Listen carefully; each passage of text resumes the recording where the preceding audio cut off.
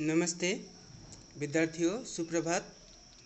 आज के इस कालांश में हम लोग पढ़ेंगे हमारे जो पाठ्यक्रम था, जो पाठ था राजस्थान की यात्रा।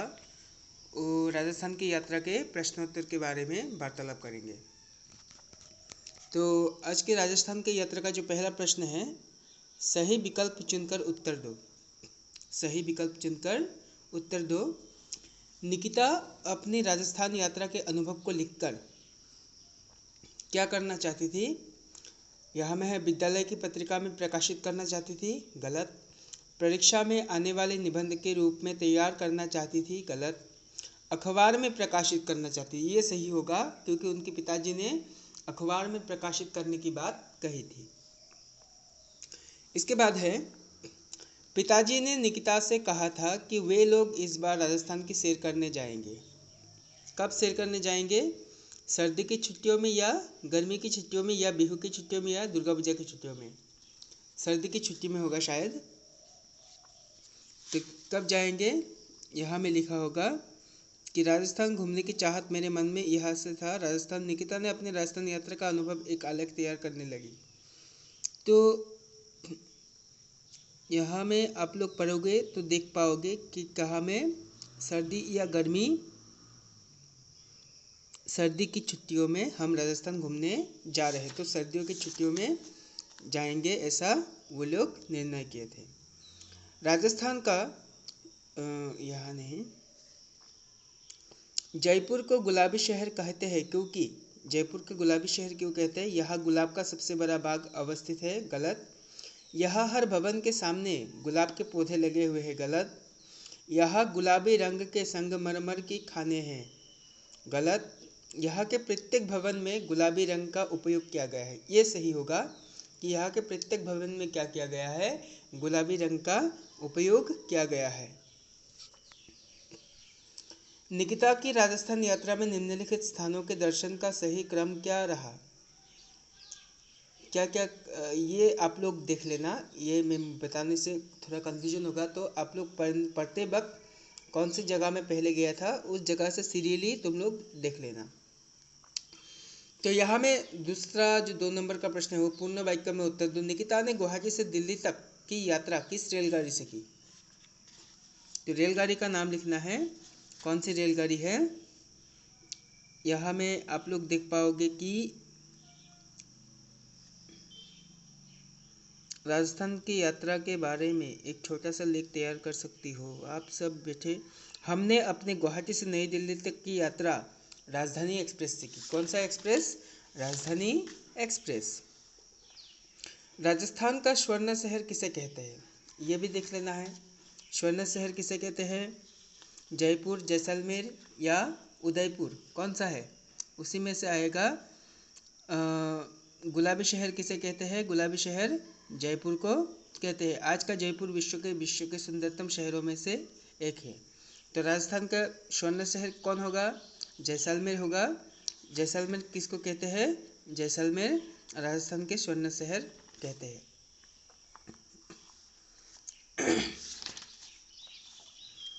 राजस्थान के किस स्थान पर विश्व प्रसिद्ध ऊँटों का मेला लगता है? कौन से स्थान थे वो थे पुष्कर। राजस्थान के पुष्कर में क्या होता है? विश्व प्रसिद्ध ऊँटों का मेला लगता है।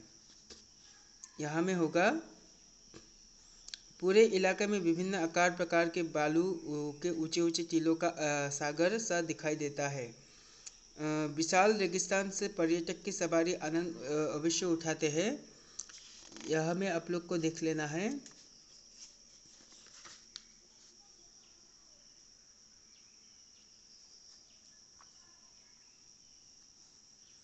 जयपुर शहर विश्व के सुंदरतम शहरों में से एक माना जाता है। जयपुर राजस्थान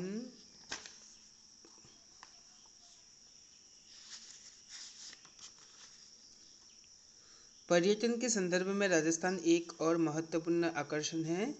जैसलमेर शहर। अपनी यात्रा का असली आनंद तो वही उठाया। यहाँ हमने देखा कि एक शहर के प्राचीन भवन पीले रंग के पत्थरों से बने, इसलिए राजस्थान शहर को क्या कहते हैं? स्वर्ण शहर भी कहते हैं। ये क्षेत्र विशाल थार मरुस्थल का एक बड़ा भाग है। तो कौन सा मरुस्थल है वो भी लिखना है। थार मरुस्थल, ये याद रखना है कि भारत का जो सबसे बड़ा मरुस्थल है वो है थौर, और एशिया का जो सबसे बड़ा मरुस्थल है वो है गोबी, और दुनिया का जो सबसे बड़ा मरुस्थल है वो क्या है, वो है सहारा। और पुष्कर में क्या होता है, पुष्कर में ऊँटों का प्रसिद्ध मेला लगता है। राजस्थान के एक प्रसिद्ध नृत्य का नाम उल्लेख करो। तो यहाँ पे देख रहे होंगे कि यहाँ में कुछ औरतें हैं, ये नृत्य है, कौन सा नृत्य है ये, घूमर नृत्य। तो राजस्थान के एक प्रसिद्ध क्या नृत्य है, राजस्थान के प्रसिद्ध नृत्य है घूमर नृत्य। तो यहाँ में दूसरे जो पाठ है उसमें दिया गया है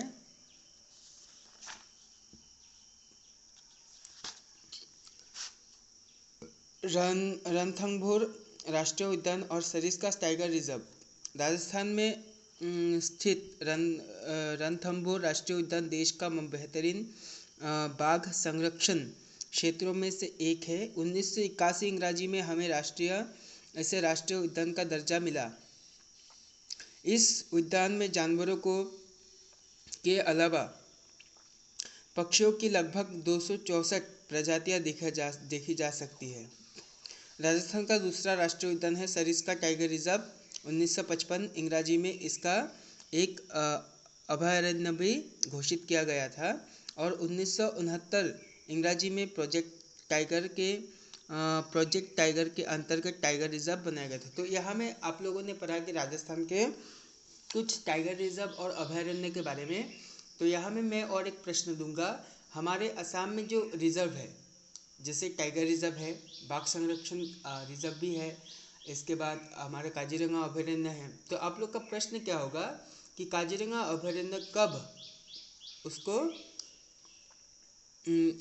खोला गया था, और उसको किसने खोला था, और हमारे काजीरंगा के अलावा और कितने अभयारण्य असम में है, ये सब भी आप लोग को लिखना है। गूगल के सहारे लिख सकते हो। इसके बाद है पुष्कर मेला। अजमेर से लगभग 11 किलोमीटर दूरी पर स्थित एक प्रसिद्ध तीर्थ स्थल है पुष्कर। यहाँ पर कार्तिक पूर्णिमा को मेला लगता है, जिसमें बड़ी संख्या में देशी विदेशी पर्यटक भी आते हैं। ऊँट का व्यापार ही यहाँ का मुख्य आकर्षण है। कहाँ का ऊँट का व्यापार का मुख्य आकर्षण यही है। मीलों दूर से ऊँट व्यापारी अपने पशुओं के साथ पुष्कर आते हैं। 25,000 से भी अधिक ऊँटों का व्यापार यहाँ पर होता है।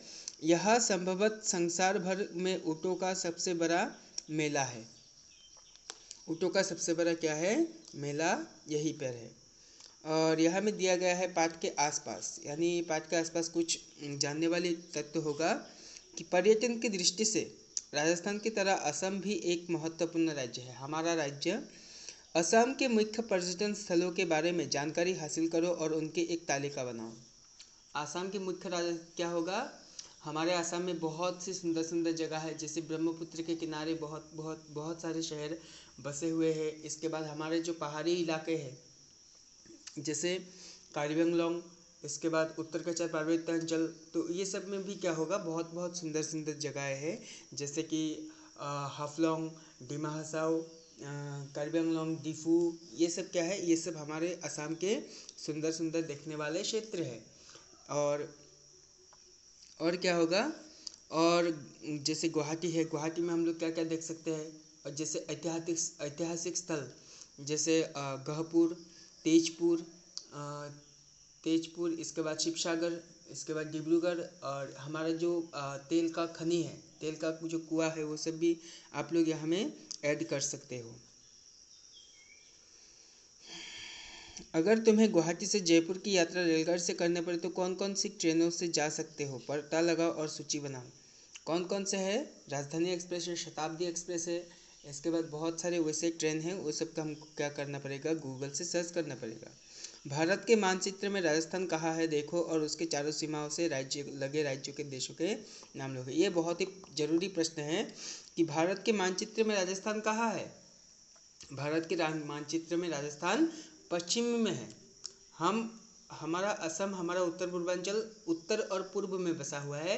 हमारा ऑपोजिट में कौन बसा हुआ है? राजस्थान बसा हुआ है, जिसके ऊपर गुजरात है और जिसके ऊपर हमारा पूरा नॉर्थ इंडिया का कश्मीर, जम्मू कश्मीर, लद्दाख, ये सब राज्य बसा हुआ है। तो तुम लोग को क्या करना है? ये करना है, ये तुम लोग कहीं से भी कलेक्शन करना, करके मुझे ये करके लिख के देना सुंदर तरीके से। भारत के मानचित्र का राजस्थान कहाँ है ये बताना, और भारत के मानचित्र को ड्रॉ करना, भारत का मानचित्र को बनाना है। इसके लिए मैं तुम लोग को 1 हफ्ता का समय देता हूँ। 1 हफ्ते तक तुम लोग इस मानचित्र को बना लेना। क्या तुम कभी कहीं घूमने गए हो? अगर हाँ तो उस यात्रा के बारे में तुम्हें कुछ याद में कक्षा में सुनाओ। कक्षा में सुनाना नहीं है, तुम लोग को बस अपने अंदर में ही एक प्रतिभा विकास करना है कि अगर मैं निकिता की तरह, निकिता ने जैसे राजस्थान यात्रा के बारे में लिखा, उसी प्रकार अगर मैं कहीं घूमने जाता हूँ तो वहाँ जाकर मेरी एक्सपीरियंस क्या हुई, मेरी अभिज्ञता क्या हुई, उस अभिज्ञता को तुम लोग को क्या करना है? लिखना है बहुत सुंदर तरीके से। ठीक है। इसके बाद है समानार्थक शब्द। समानार्थक क्या होगा? आँख, नयन, नेत्र, चक्षु, नेत्र, नयन, फूल, पुष्प, कुसुम, सुमन। ठीक है, तो ये सब समानार्थक शब्द है। और यहाँ में और कुछ है तो इस पंक्तियों को हम बाद में डिस्कस करेंगे। आज के लिए बस इतना ही। नमस्ते।